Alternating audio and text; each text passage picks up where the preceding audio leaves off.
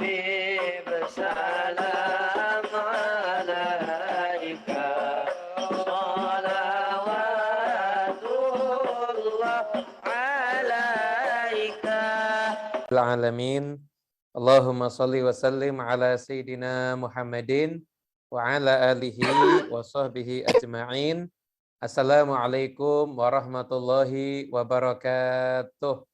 Waalaikumsalam Yang warahmatullahi saya wabarakatuh. hormati, yang saya muliakan segenap para habaib, ada Habib Husain Al-Kaf, ada Habib Husain Maula Khilah, dan semua para kiai, perwakilan, utamanya perwakilan dari PCINU masing-masing negara. Masya Allah, Jerman ada, Belgia ada, Belanda ada, dan UK juga ada, dari Rusia juga ada.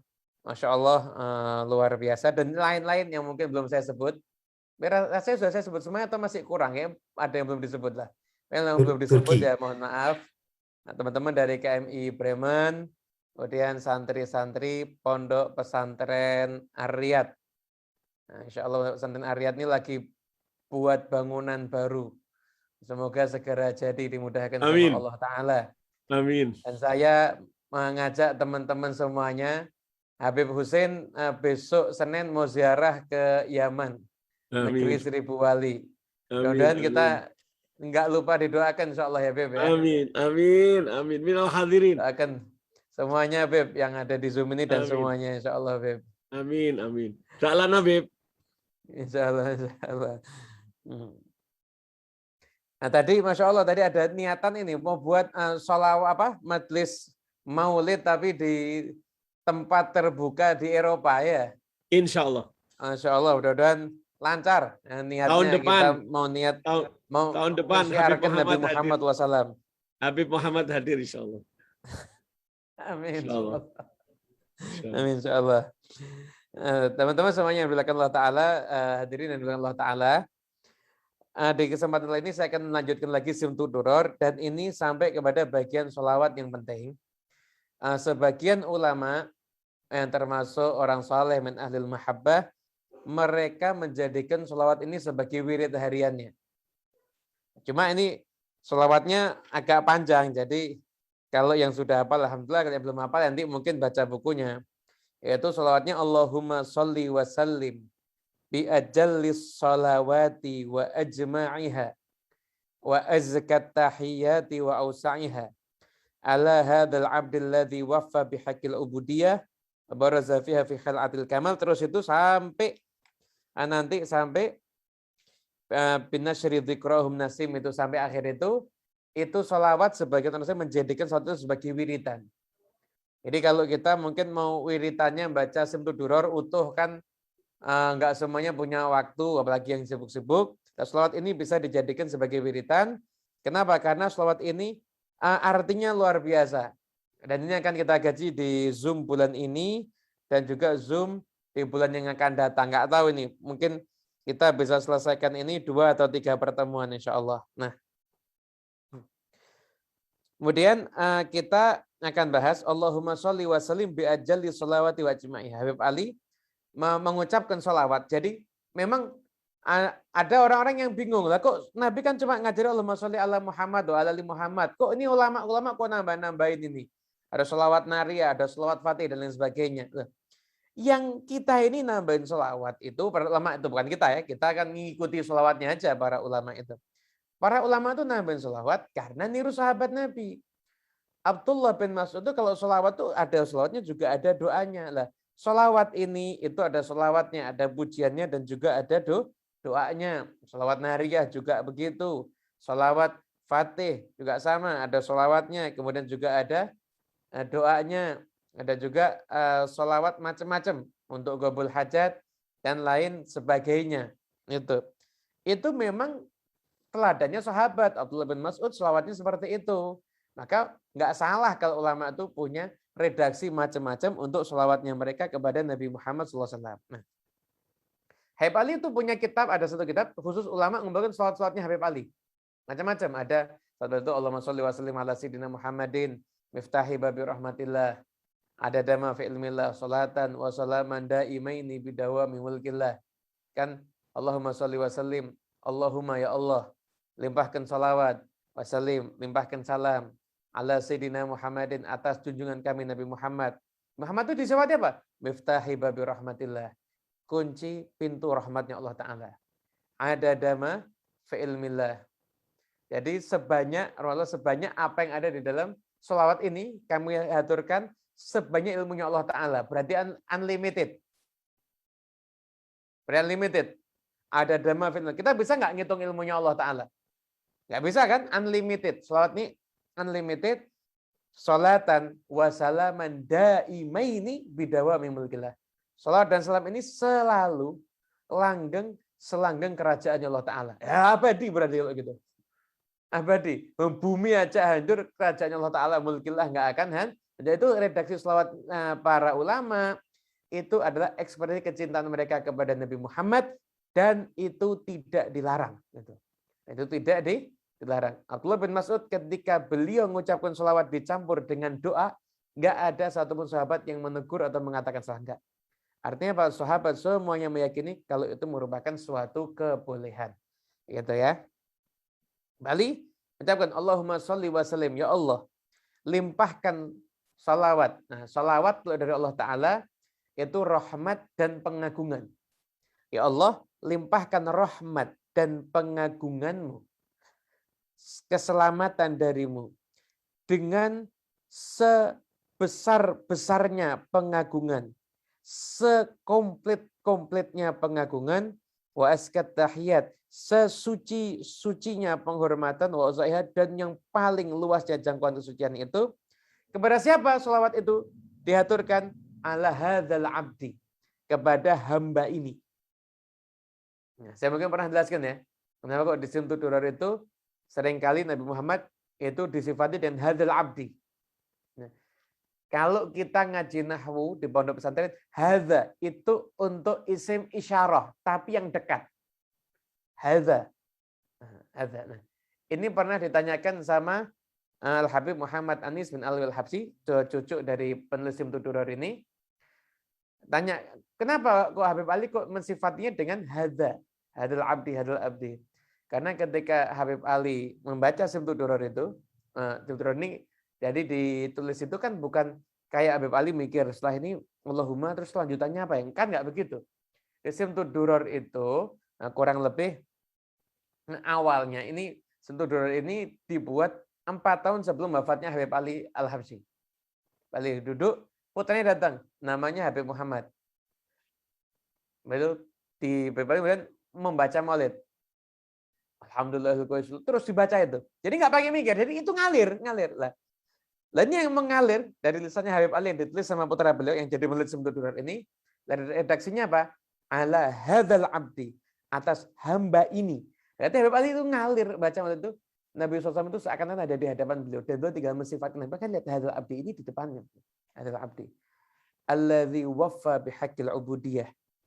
Yang mana hamba tersebut, Habib Ali sifatnya apa? Wafa bihaqqil ubudiyah, memenuhi kewajibannya sebagai hamba. Menjalankan tugasnya sebagai hamba dengan sebaik-baiknya. Nah, jadi begini. Kita semuanya ini pangkatnya hamba. Sebenarnya pangkatnya hamba. Bedanya kita sama orang-orang soleh. Orang-orang soleh itu ingat kalau mereka hamba. Kita kadang-kadang lupa kalau kita ini hamba. Orang soleh itu ingat kalau diri mereka hamba.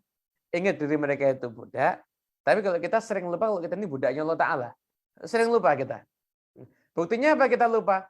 Takdir Allah nggak kita terima dengan baik.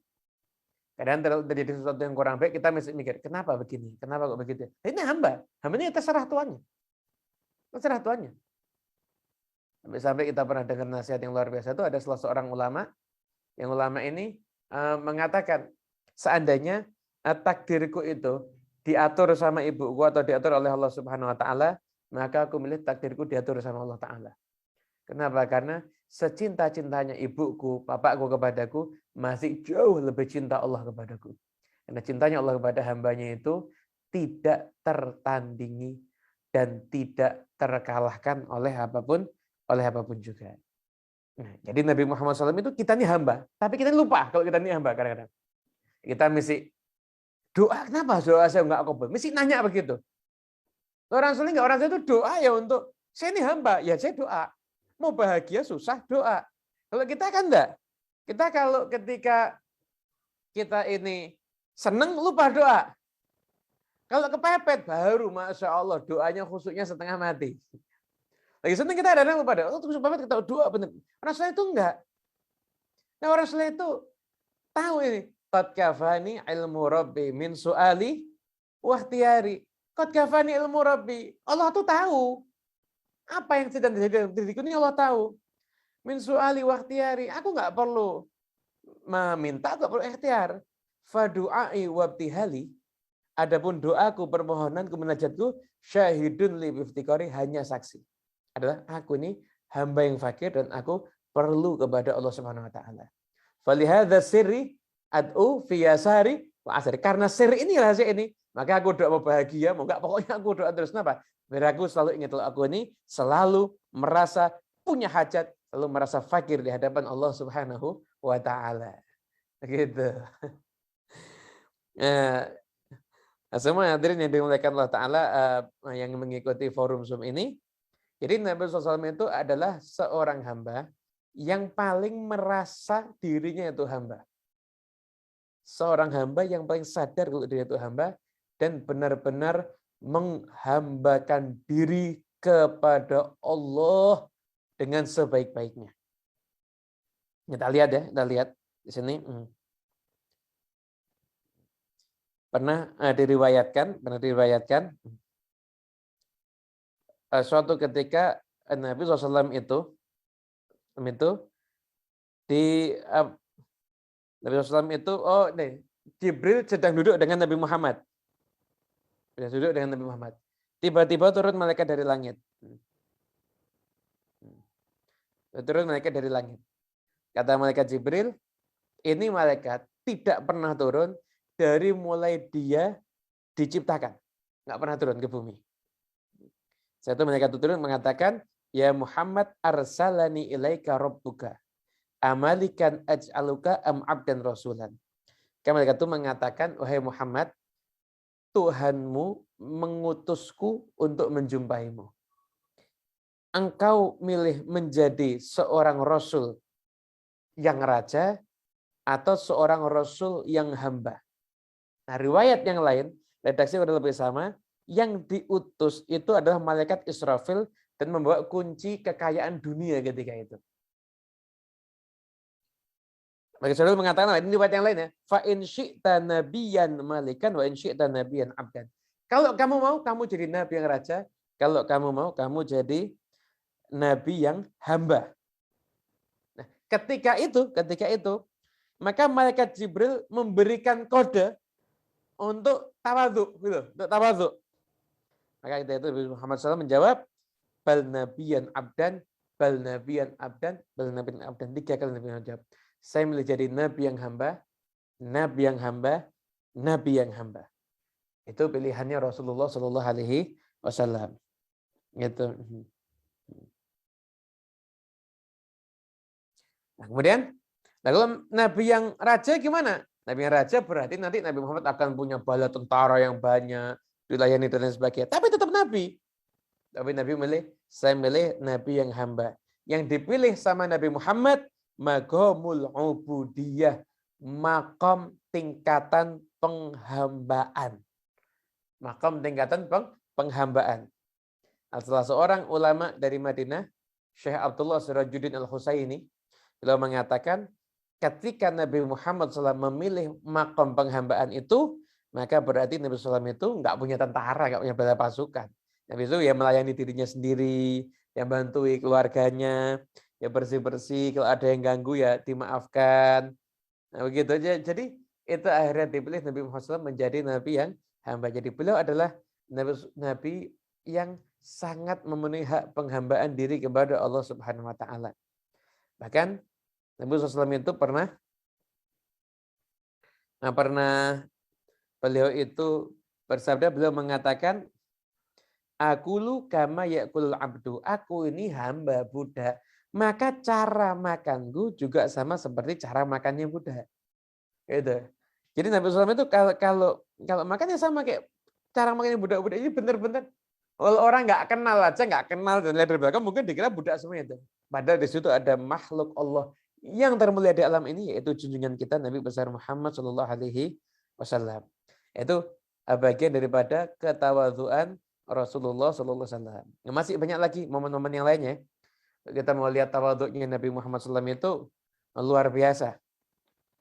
Itu dikatakan Nabi SAW itu kalau harus minta minum gitu, maka sahabatnya kemudian mengatakan, Rasulullah ini sudah di bekasnya orang banyak. Saya ambilkan dari rumah. Kata Nabi, enggak perlu. Saya cuma mau minum apa yang diminum sama orang-orang banyak. Enggak apa-apa, saya minum bareng dengan mereka, enggak ada masalah. Begitu.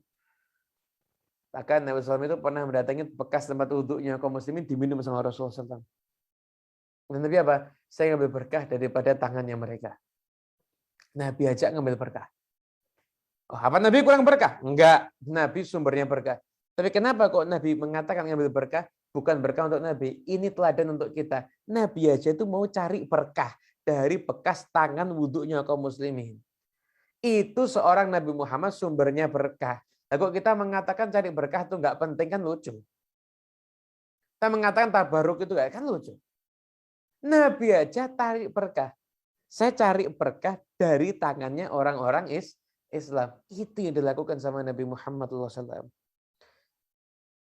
Masya Allah, ya Allah, kita membahas tawaduknya Nabi SAW itu nggak ada habisnya, nggak ada habisnya, nggak ada habisnya. Nabi SAW itu di antara ketawaduan beliau ada satu momen yang luar biasa ketika Fathu Makkah. Fathu Makkah itu Nabi masuk ke kota Makkah. Yang ada di hadapan Nabi itu orang-orang yang selama 13 tahun kurang lebih memusuhi Nabi, berusaha mencelakai Nabi, berusaha membunuh Nabi. Kemudian saya itu pernah memboikot Nabi, mereka membunuh sahabat Nabi dan lain sebagainya. Ini ada Nabi sama Nabi, ini orang-orang yang bengis, yang jahat, yang dulu pernah ingin mencelakai Nabi Muhammad SAW. Nabi masuk ke Mekah dengan bala pasukan tentara yang luar biasa. Dan ketika Nabi masuk di Mekah, Nabi mengatakan apa? Itu sahabat sampai ada yang mengatakan hadza yaumul malhamah. Ini adalah hari balas dendam, perang ini. Mengatakan hadza yaumul marhamah. Ini adalah hari kasih sayang. Ketika Rasulullah SAW itu ke Fathu Makkah gitu. Ini orang-orang jahat semua. Nabi mengatakan apa? Yang masuk rumahnya aman. Yang masuk masjid aman. Yang masuk rumahnya Abu Sufyan aman. Siapa Abu Sufyan ini? Orang yang bertahun-tahun dimusuhin Nabi. Abu Sufyan ini. Dibesarkan hatinya sama Nabi Muhammad SAW. Nggak ada dendam, nggak ada permusuhan, yang ada hanya kasih sayang. Dan Anda tahu, di tengah pasukan yang sekian banyak, Nabi masuk Mekah kemudian dada-dada begini. Ini dada-dada begitu. Nabi SAW ketika masuk ke Mekah dielu-elukan seperti itu.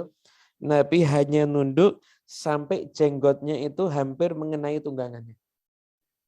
Itu yang dilakukan oleh Rasulullah SAW. Jadi di puncak-puncak hebat-hebatnya.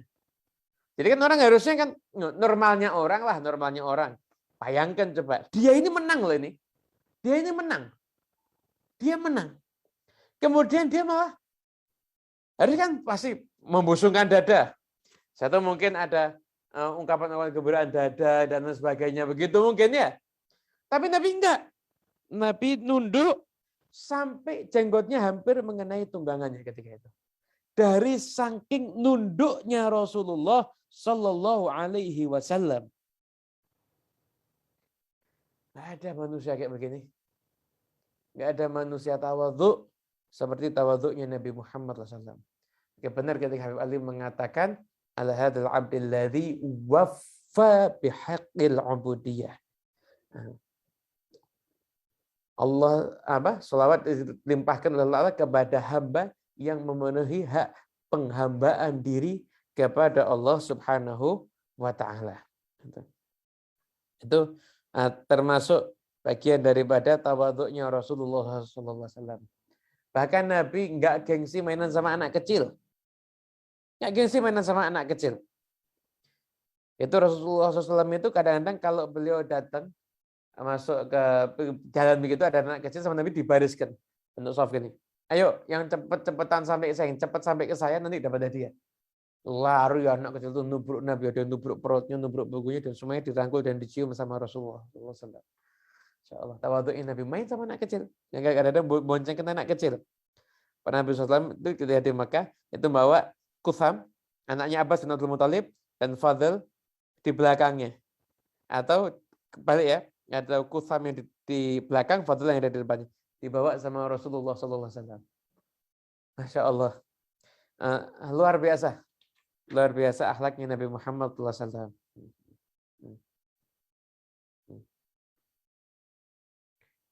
Saat itu Nabi SAW juga kadang-kadang boncengkan sahabatnya. Kadang boncengkan sahabatnya Nabi SAW itu. Di antara Nabi SAW itu pernah boncengkan Mu'adz bin Jabal. Mu'adz ini anak muda. Nabi nanya sama dia, ya Mu'adz bin Jabal. Ya Mu'adz bin Jabal. Labbaik. Ya Rasulullah sa'adaik. Ya Rasulullah, aku penuhi panggilanmu ya Rasulullah. Ya Mu'adz bin Jabal. Jawab lagi labbaik. Rasulullah wa sa'adaik. Sampai 3 kali baru Nabi nanya, ma haqqullahi 'alal ibad. Tahu enggak apa haknya Allah yang harus dipenuhi sama hambanya? Maka Mu'adz jawabnya tawadhu, Allahu wa rasuluhu alam. Allah dan Rasulnya yang maha mengetahui, yang lebih tahu. Maka ketika itu Nabi menjawab, sesungguhnya haknya Allah yang harus dipenuhi hambanya apa? Ayya'buduhu wa la yusyriku bi syai'an. Menyembah sebaik-baiknya kepada Allah Ta'ala dan tidak menyekutukan Allah dengan apapun juga. Setelah itu jalan lagi Nabi tanya, Mu'adz bin Jabal, ya Mu'adz, labbaik ya Rasulullah sa'adaik. Tahu enggak haknya hamba yang harus dipenuhi sama Allah Ta'ala kalau hamba tersebut melakukan seperti itu, enggak menyekutukan Allah dengan apapun juga. Maka dijawab lagi, Allahu wa rasuluhu a'lam. Kata Mu'adz, Allah dan Rasulnya lebih tahu. Maka setelah itu Nabi menjawab, alla yu'adzibahum. Itu tidak akan menyiksa, enggak akan menyiksa mereka. Itu tawadhu'nya Nabi Muhammad sallallahu alaihi wasallam. Masih banyak sekali kalau kita ceritakan tentang tawadhu'nya Nabi SAW itu kisah-kisah yang luar biasa yang insya Allah menjadi inspirasi untuk kita semuanya. Inspirasi untuk kita semuanya. Nabi kadang-kadang naik tunggangannya itu khimar keledai. Biasanya kalau orang tokoh sana itu tunggangannya itu adalah kuda. Tapi kalau Nabi Muhammad SAW itu tunggangannya adalah keledai. Tunggangannya adalah keledai. Dan Nabi nggak gengsi dengan itu. Nabi tetap menggunakan itu ya santai aja. Menunjukkan sisi tawadhu'nya Rasulullah SAW. Nah, jadi nggak ada hamba yang paling mengerti dirinya hamba melebihi Nabi Muhammad SAW. Baraza fiha fi khil'atil kamal. Wa qama bihaqqir rububiyyati fi mawatinil khidmati lillahi wa aqbala alaihi ghayatul iqbal. Nabi SAW ini memenuhi kewajiban penghambaan pada Tuhannya dengan menyandang semua sifat kesempurnaan dan sungguh-sungguh berbakti kepada Allah Ta'ala dan menghadapkan diri kepada Allah Ta'ala dengan cara-cara yang terbaik. Itulah sifat Nabi SAW di dalam penghambaan dirinya kepada Allah Ta'ala. Nabi itu sudah dijamin masuk surga. Nabi sudah dijamin masuk surga. Nabi Muhammad SAW. Sudah dijamin masuk surga. Nabi nggak akan masuk neraka. Tapi Anda lihat ibadah Nabi Muhammad berdiri kadang-kadang sampai kakinya bengkak. Itu ibadah yang dilakukan sama Rasulullah SAW. Berdiri, pada itu sampai kakinya bengkak hanya untuk menghambakan dirinya kepada Allah Ta'ala. Itu dilakukan sama Nabi. Berdiri sampai kakinya bengkak. Nah, kemudian setelah itu Nabi SAW juga ibadahnya, beliau itu sholat sampai nangis. Anda pernah diriwayatkan ini sama Siti Aisyah? Ketika itu Nabi bersama dengan Siti Aisyah. Nabi mau tahajud nih, pamit. Aisyah, izinkan aku ya. Aisyah jawabannya juga romantis. Ya Rasulullah, aku nggak kepengen jauh dari engkau. Tapi juga aku menyukai semua yang apa yang engkau sukai. Karena Nabi SAW ibadah sholat ketika itu Nabi SAW itu nangis, ketika sholat nangis, dan itu disaksikan oleh Sayyidatuna Aisyah radhiyallahu taala anha. Masih banyak lagi kisah-kisah yang luar biasa tentang Nabi Muhammad SAW. Semoga insya Allah kita semuanya bisa menjadi orang yang mengikuti Nabi SAW. Kita jadi orang yang bisa meneladani beliau, dan insya Allah kita bisa, bagaimana kita buat maulid ini kan kita berbahagia nih dengan Nabi Muhammad. Semoga insya Allah Nabi Muhammad juga berbahagia dengan kita semuanya. Amin, amin ya Rabbal Alamin. Nah, saya kembalikan lagi ke moderator, silakan. Terima kasih banyak Habib Muhammad Al-Habsyi telah menyampaikan satu bagian penting di Simtud Durar. Kita masih di pasal ketiga, bagian terakhirnya. Salat Allahumma sholli wa sallim bi ajali sholawati ajma'iyah. Itu sampai habis ya, sampai binasyri dzikrahum nasim berarti ya. Iya, karena itu kan setelah itu kan ada selawat untuk sahabatnya Nabi kan, dan puja untuk sahabatnya Nabi. Jadi sampai binasyri dzikrahum nasim. Ya, baik. Terima kasih banyak. Kepada para hadirin, kami persilahkan kalau ada yang ingin bertanya untuk menuliskan pertanyaan di kolom chat atau mengangkat tangan. Kita masih menunggu, atau kepada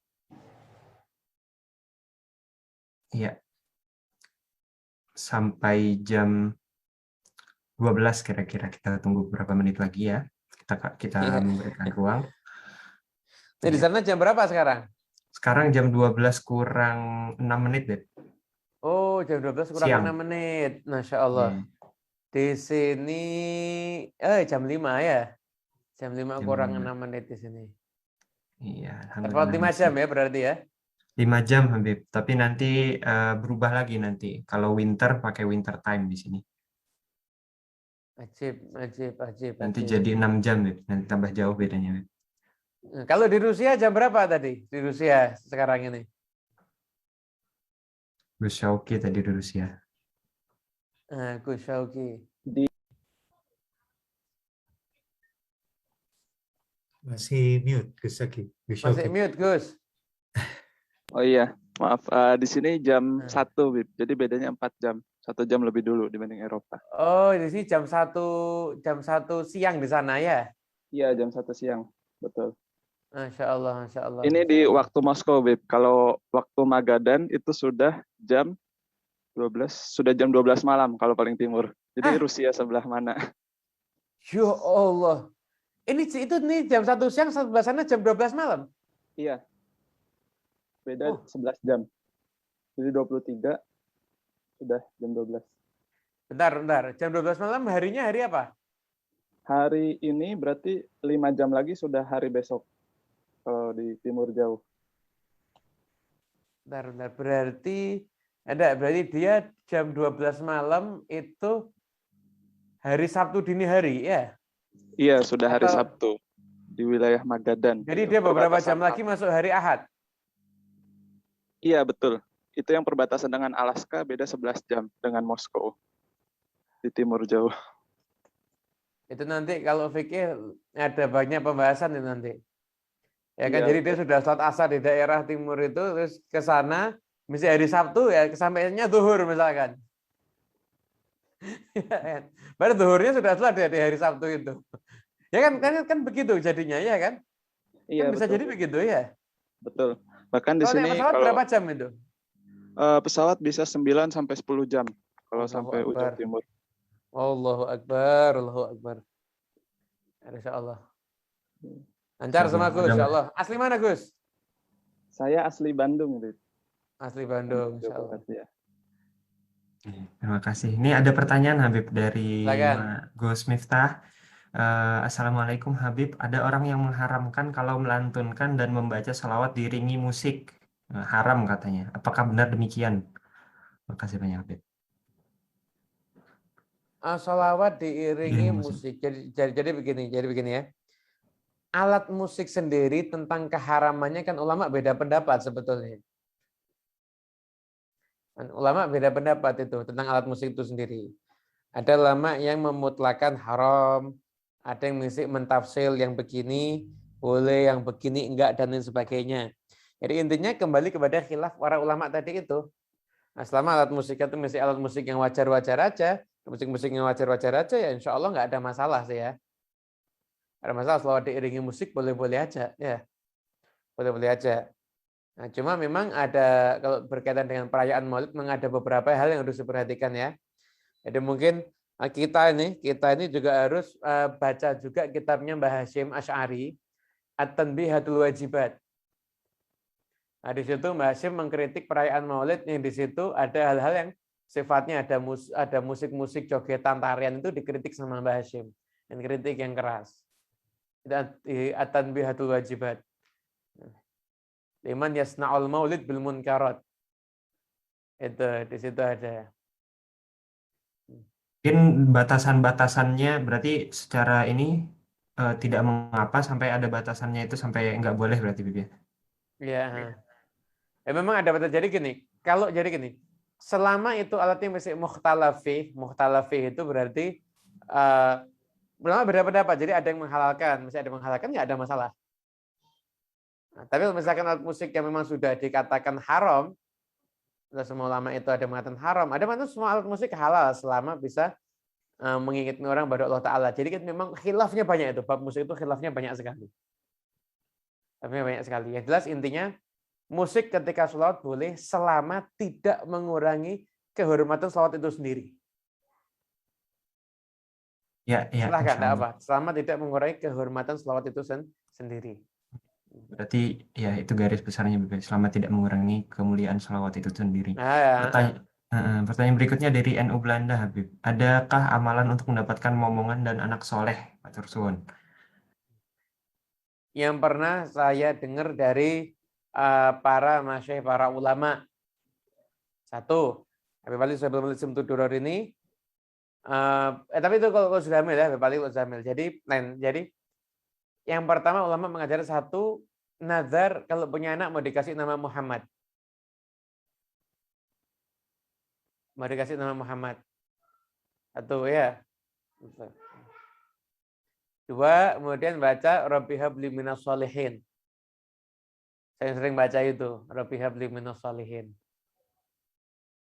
Itu kata para ulama, mujarab insya Allah untuk bisa mendapatkan keturunan yang soleh insya Allah. Rabbi habli minas sholihin. Sama saya itu, anadar kalau punya anak laki mau dikasih nama Muhammad. Gitu. Semoga bisa diamalkan untuk yang mengharapkan momongan anak soleh solehah. Semoga Allah berikan. Ya Rabbal Alamin. Berikutnya ada pertanyaan juga terkait dengan masih boleh tanya jawab Habib Hussein atau Boleh. Terserah Hussein gimana? Habib Hussein mengatur waktunya seperti apa nih? Ya, kalau Habib Muhammadnya bersedia, mungkin di sini masih ada 3 pertanyaan ini. Terakhir tambah rame Habib.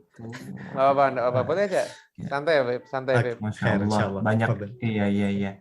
Nih, saya mohon maaf ini ada pertanyaan saya pilih yang mungkin nyambung dengan tema di sini dulu. Kita sedang membicarakan Maulid ya dengan keteladanan Rasulullah SAW. Ada pertanyaan berikutnya dari Ibu Astuti. Assalamualaikum warahmatullahi wabarakatuh. Mohon penjelasannya terkait dengan keteladanan inti tawadhu sebagai kemuliaan sikap Rasulullah SAW sebagai pemimpin yang mengayomi atau melindungi dan mengayemi atau meneduhkan.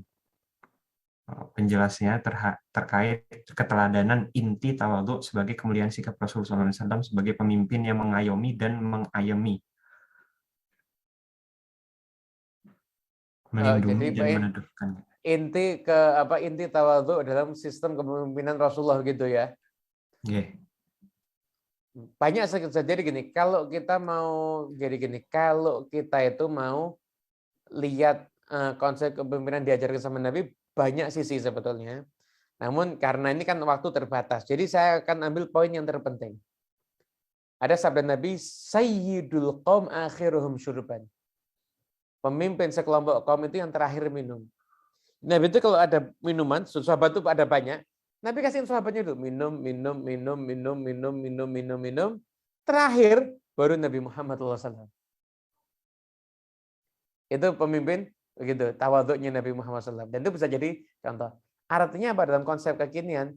Yang siap menjadi pemimpin itu adalah orang yang siap untuk terakhir kali menikmati. Jadi pemimpin itu adalah orang yang berpikir kesejahteraan orang lain baru terakhir kesejahteraan dirinya.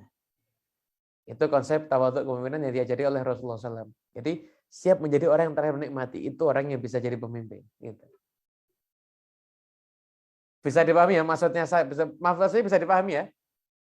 Habib, bisa Orang dipahami. yang terakhir Insya menjadi pemimpin itu ada orang yang terakhir menikmati. Jadi dia akan mengupayakan biar rakyat ini nikmat dulu. Pikirannya rakyat itu. Saya itu baru pikir dirinya. Gitu. Itu pemimpin yang sejati seperti itu.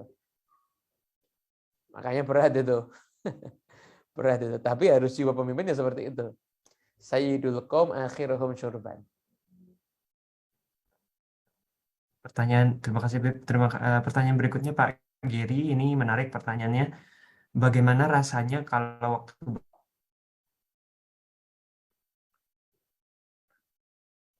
Putus. Ya, sepertinya terputus. Ana coba bacakan. Insyaallah, mohon bertanya Habib, bagaimana rasanya kalau waktu berdiri mahalul qiyam, terus diceritakan Rasulullah SAW itu hadir, apakah hanya dapat dirasakan di hati saja, atau benar dilihat dengan mata yang melihat? Dan ini pertanyaan ini ada yang juga menyambungkan dari Nini Alin, mau nanya lagi, sebenarnya Rasulullah hadir pas kita mahalul qiyam saja, atau setiap kita bersolawat? Ya, insyaallah. Ini saya baru kelihatan ada Habib Omar juga ini. Habib Omar sehat ya? Masya Allah. Nah, gini Beb, tentang kehadiran Rasulullah SAW ketika mahalul qiyam. Itu apakah mahalul qiyam saja atau dari al dan sebagainya, maka itu bukan satu kepastian. Gitu loh. Bukan satu kepastian. Dalam artian, tergantung yang buat maulid juga sih. Nah, niatnya mau ngundang Nabi apa enggak maulidnya, itu juga penting itu. Nah, kemudian satu, Rasulullah kan sudah wafat, masa bisa hadir? Ini ada dalilnya. Ketika Ja'far bin Abu Thalib itu terbunuh di dalam perang, sampai tangannya kadang terpotong itu, maka ketika itu arwahnya menghadiri majelis Nabi Muhammad SAW di situ. Saya mengatakan ini Ja'far mendatangi. Ada apa? Arwahnya Ja'far itu bisa mendatangi majelisnya Nabi. Nah, kalau arwahnya sahabat bisa, apalagi arwahnya Nabi Muhammad SAW. Tentunya juga bisa mendatangi. Begitu. Itu dalilnya seperti itu. Jadi bisa aja. Namun apakah datang qiyamnya ataupun ini dan lain sebagainya, wallahu a'lam bishawab. Itu enggak ada satu hal yang paten. Pasti datang qiyamnya, pasti enggak, ini wallahu a'lam. Tapi yang jelas ya adalah kembali kepada niat penyelenggara dan majelis itu sendiri, bagaimana yang hadir, bagaimana menyelenggarakan dan lain sebagainya. Tentunya itu sangat mempengaruhi hadirnya Rasulullah SAW. Para ulama ada yang mengatakan tanda Nabi hadir itu semuanya khusyuk. Jadi ada keterangan batin yang luar biasa yang nggak didapatkan di saat-saat yang lainnya.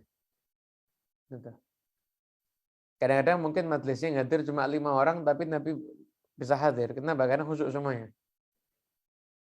Kadang-kadang majelisnya banyak, tapi usrek kebo semua, yang ini, yang itu, yang berjalan, yang repot loh gitu. Biasanya tanda dari Rasulullah SAW di dalam satu majelis adalah adanya as-sakinah yang turun di majelis tersebut. Gitu. Itu mungkin Ibu Zain. Aywa. Barakallahu insyaallah sudah menjawab. Ini ada pertanyaan lagi, mungkin kita cukupkan ini sebagai pertanyaan terakhir. Dari Mas Fadil dari Munchen. Assalamualaikum Habib, mau bertanya bagaimana cara menjawab pertanyaan yang menanyakan dalil amalan sholawat dengan hitungan tertentu seperti amalan sholawat pada asar yang dibaca 80 kali pada saat hari Jumat ataupun yang lainnya. Matur suwun Habib. Ya, kalau sholawat yang hari Jumat itu ada hadisnya. Ada hadisnya itu. Allah. Yang sholawat ummi kan ada hadisnya yang man shalla alayya fi yaumil jum'ah 80 marrah ghafarallahu lahu dzunuba 80 sanah itu kan ada hadisnya, itu diriwayatkan juga. Ini redaksinya itu ada di dalam kitab Ihya-nya Imam Ghazali. Ihya-nya Imamul Ghazali begitu. Jadi bentar. Hadis riwayat Ad-Darqutni. Ada rukun sholli ala Muhammadin abdika wa nabiyika wa rasulika nabil ummi itu. Dan sebagainya itu ada hadisnya, riwayat Ad-Darqutni. Sebagian ulama mengatakan hadisnya itu adalah hadis hasan. Gitu. Adapun yang lain-lainnya, ini kan ada sholat nari dan lain sebagainya. Itu adalah namanya tajribah.